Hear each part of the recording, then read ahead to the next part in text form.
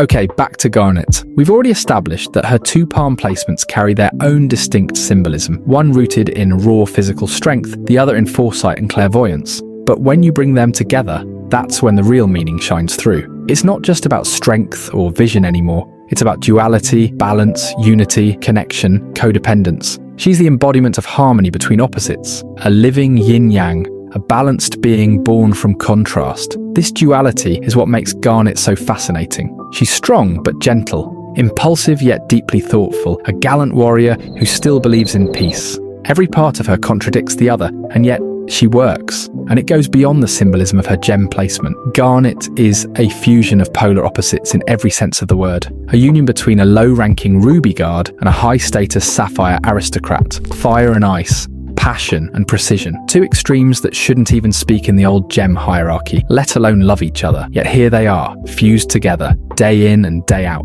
Garnet is their equilibrium, the stable compound formed from two volatile elements. And she has to keep that balance because those extremes are always there, just under the surface. Ruby's quick temper, Sapphire's cold detachment. Left unchecked, they can tip too far one way or the other. But Garnet keeps them centered. She's the result of deliberate connection, the steady fusion that holds because they choose to hold it. And that's not even the end of what her gem placement represents. When someone's questioning who they are, when they're mid-crisis, untethered, you'll often see it in animation and film. They stare into their hands. They look at their palms like they're trying to read a truth that isn't written. What am I? Who am I? Is this really me? That's not accidental. The palm is where we hold things, where we feel, where we touch the world. It's where identity becomes tangible. Now here's Garnet standing with not one but two gems in her hands. Two pieces, two origins, two lives. And she holds them like truths she no longer has to be afraid of. But that wasn't always the case. Back on Homeworld, Garnet wasn't allowed to exist.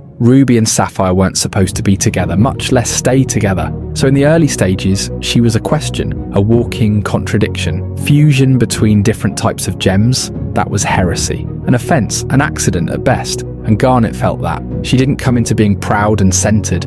She came in confused, shaken, asking herself if she was even allowed to exist. There's a reason her first scene in The Answer is almost childlike, fumbling, uncertain, protective. She's literally holding herself together with her hands, and in those moments, she is that person looking at their palms whispering, "What am I?" That was before Rose entered the picture. Rose didn't ask Garnet to justify her existence. She celebrated her. She didn't just tolerate her. Rose was inspired. That was Garnet's turning point, not just emotionally, but philosophically. She stopped asking, "What am I?"